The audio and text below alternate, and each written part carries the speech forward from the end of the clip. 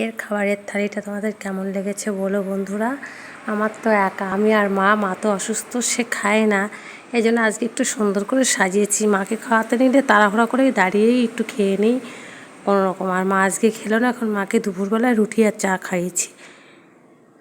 আর আমি এখন কী নিয়ে খাচ্ছি তোমরা দেখো বন্ধুরা। ভাত, গাজর ভাজা, মাছ পাতুরি, ওই মোরলা মাছ পাতুরি করেছি, সর্ষে জিরে বেটে ধনেপাতা দিয়ে কাঁচা লঙ্কা দিয়ে হচ্ছে মোরলা মাছের পাতুরি। আর একটা মটর ডাল হয়েছে, ওটা টমেটোর চাটনি, একটা পটল আলুর তরকারি, দুটো মিষ্টি।